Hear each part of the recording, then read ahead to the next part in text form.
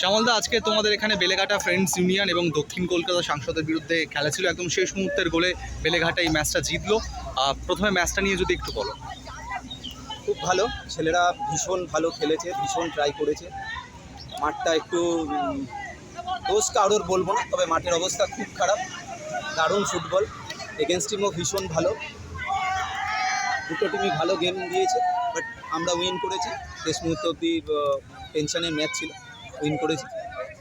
এটা next match আমরা আরও ভালো খেলবো, 3 পয়েন্ট পেলাম, ইজ এ গুড লাক। শ্যামলদা, বিপক্ষের দল একটা প্রোটেস্ট করেছে শুনলাম, ওরা যে বেশ কিছু বয়সের বেশি প্লেয়ার তোমাদের দলে রয়েছে, এই বিষয়ে তোমার কি মতামত? লাভ নেই, আমি জেনুইন, আমার টিম পুরো জেনুইন, করতেই পারে, তাদের অবজেকশন তারা দিতেই পারে, বাট লাভ হবে না, কারণ আমরা শিওর যে আমাদের একদম সব কিছু জেনুইন আছে। আজকের মানে এই মাঠ প্রথমত আরেকটা বিষয় রয়েছে, আমরা দেখলাম যে একটা বিশেষ অনুষ্ঠানের জন্য এখানে বেশ কিছু ইলেকট্রিক্যাল পুল লাগানো হয়েছে মাঠের।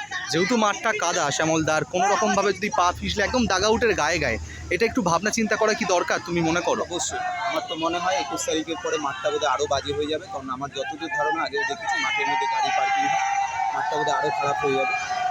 লেটস সি পরের ম্যাচ কী হবে, কোন মাঠে হবে জানি না, তবে মাঠ আর একটু ভালো দরকার। মাঠ ভালো হলে ছেলেদের খেলা, এগেনস্ট টিম বা আমার টিম যাই বলো, খেলা ভালো হবে, আরও বেটার খেলা হবে।